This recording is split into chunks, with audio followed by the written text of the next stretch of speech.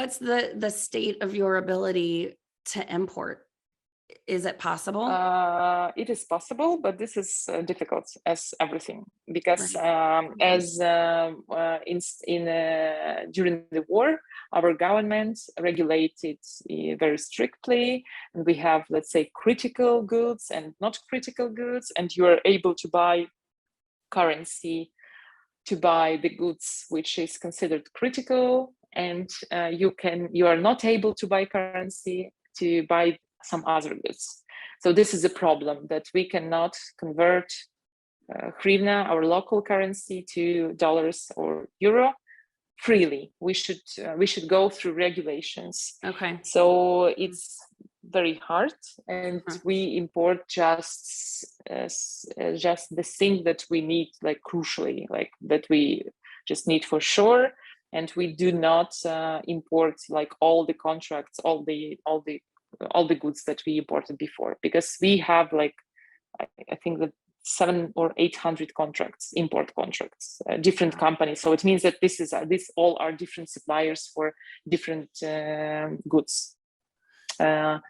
So now we should choose where to buy and where not to buy, and also different suppliers. They give different conditions as well. So some of them are more generous and trying to help us. Some of them are staying with the prepayment and so on. And so we also need to choose in this case where we can still work with suppliers, and some contracts are like paused, like not stopped. So we didn't stop the work with any of our suppliers. They help us a lot. They also sent the free goods for humanitarian needs, like that we just transfer. We just get it and give to volunteers. So that's what I was going to ask: is it possible to donate some of those raw materials? Yeah.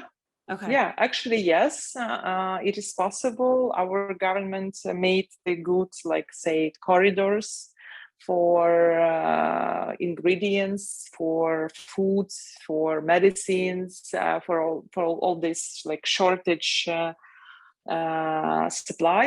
So actually, our company as well, we are assisting with this logistics. So our suppliers, they bring their cars with humanitarian goods to Poland. We have the special, so we have a partnership with the warehouse in Poland. They bring their goods there, and then we organize a transport to Ukraine, and then distribute this, and usually even by ourselves.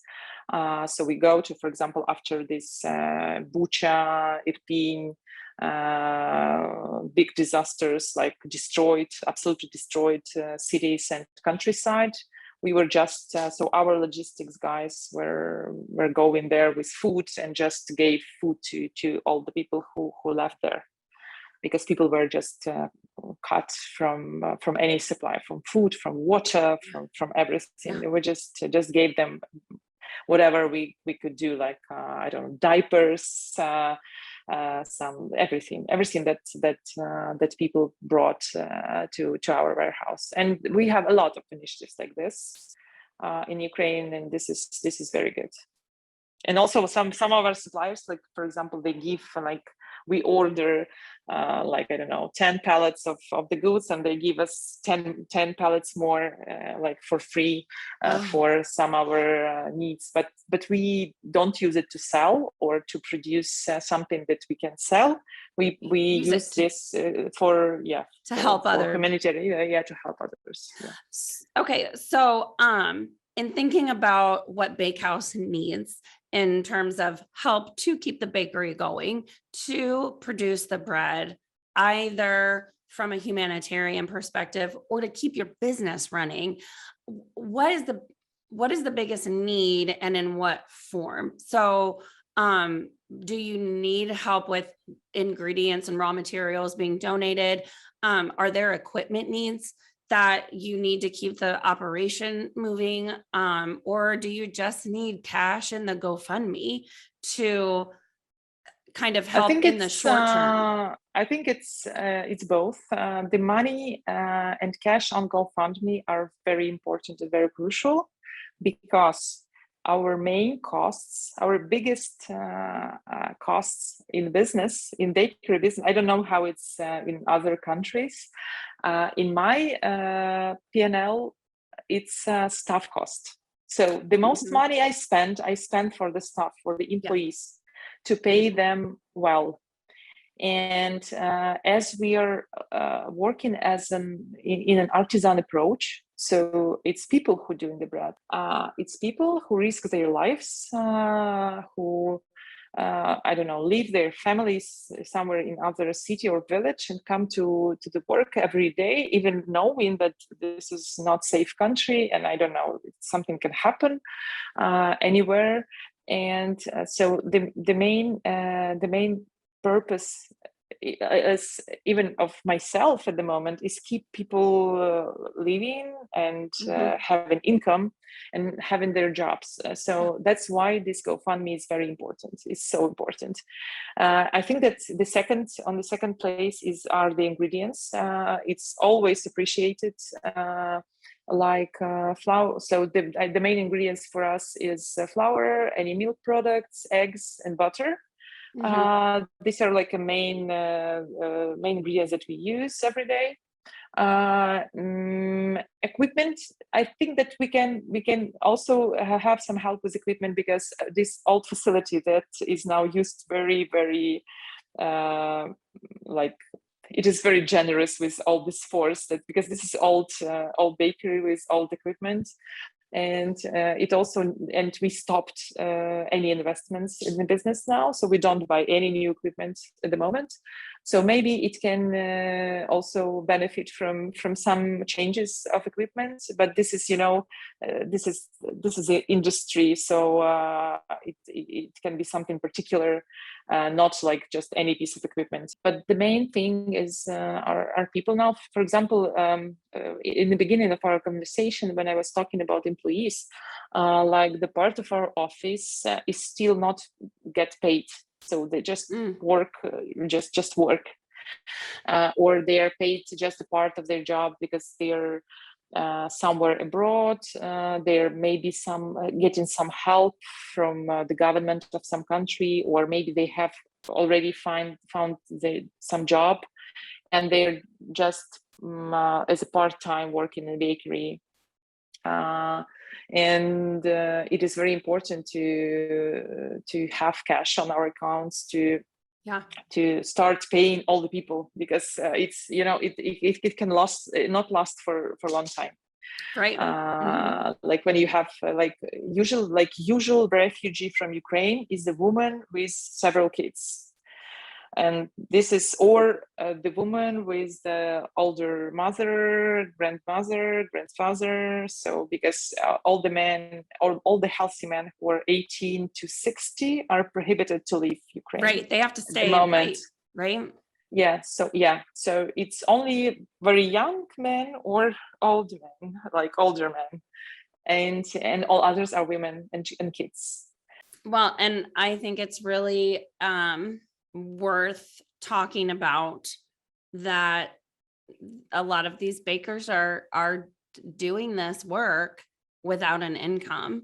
Just like you said previously, that so many people of Ukraine are just volunteering themselves and volunteering their time and their skills.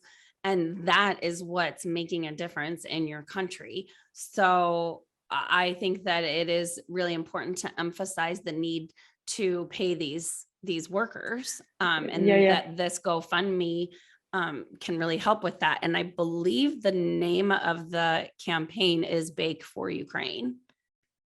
We launched the tag like Bake for Ukraine. And actually a lot of bakeries around the world using it for our GoFundMe, for other purposes, and I'm happy about that, because I think that so many people now bakes for this humanitarian purposes to help people in Ukraine in different ways, and I support this any way that people can support Ukraine now. Somebody wants to help children, somebody wants to help businesses, I don't know, refugees, anyone. I also encourage people to hire Ukrainian workers Yes. abroad, because this is something that we need. This Yes. is something, because some people left, especially women. I also have a lot of employees who are abroad. Some of them are office workers, so they still work remotely. But some of them are like pastry chefs or bakers. Yeah. And or cooks, and they need jobs. They need jobs while they are abroad. Most of them are going to come back to Ukraine when it will be safe. But at the moment, I think that it is also very important when you, I don't know, hire people to try to hire Ukrainians. We can work. We have a lot of talented and hardworking people, and they need jobs. And for sure. I do know that here in the US, the American Bakers Association is trying to work with Ukrainian refugee organizations for job opportunities to get This is them good. into the American workforce. So yeah, they are definitely looking at Ukrainian refugees. And I hope that I hope at the moment that all these people, they will have some experience abroad in the goods, I don't know, bakeries, restaurants, stores, everywhere, and get back to Ukraine with the new experience, with new knowledge, with new inspirations. Because if to think about the time after the war, we will need to do even more than we do now.